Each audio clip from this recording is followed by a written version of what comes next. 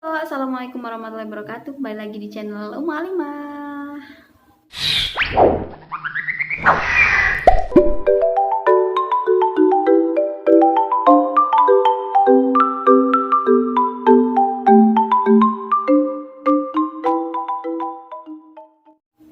Oke teman-teman, kali ini aku mau bercerita tentang kisah Utsman bin Affan, Khulafaur Rasyidin, pemilik dua cahaya.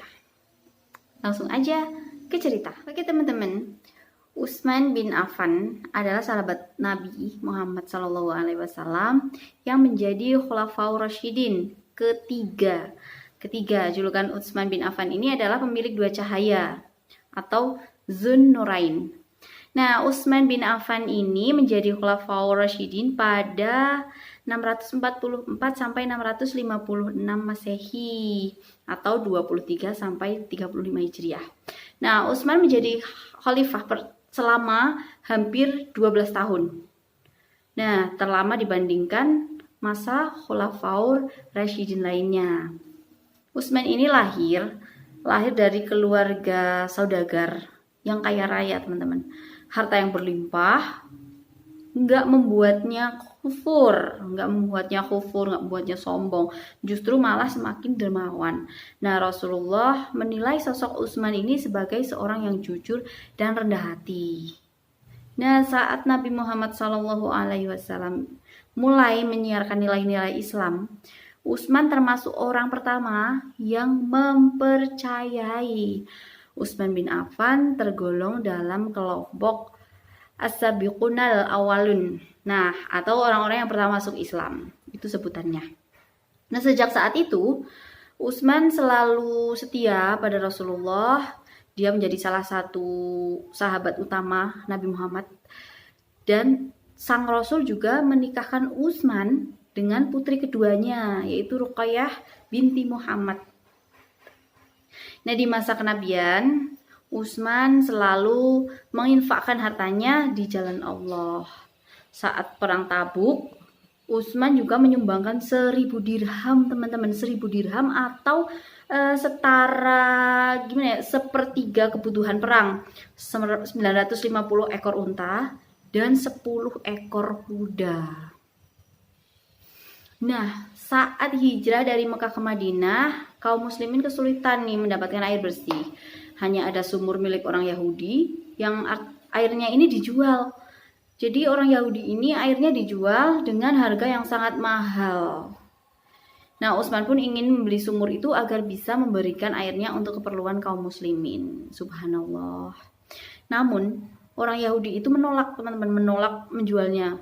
Utsman pun akhirnya memutar otak. Utsman menawar kepemilikan sumur itu hingga orang Yahudi mau berbagi dengannya.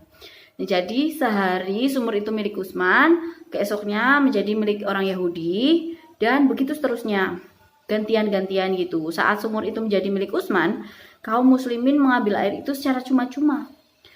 Keesokan harinya tak ada yang mengambil air pada orang Yahudi kan. Nah, alhasil karena merasa rugi, dia menjual semua sumurnya kepada Utsman. Pinter sekali ya. Nah, setelah itu akhirnya Utsman mewakafkan sumur itu untuk kepentingan umat Islam di Madinah. Nah, di tahun kedua hijrah, Ruqayyah meninggal dunia di hari perang Badar. Nah, Utsman pun sangat sedih dengan kepergian istri yang dicintainya.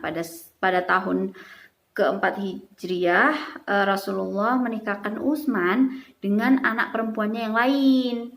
Nah, yaitu Ummi Kulsum binti Muhammad.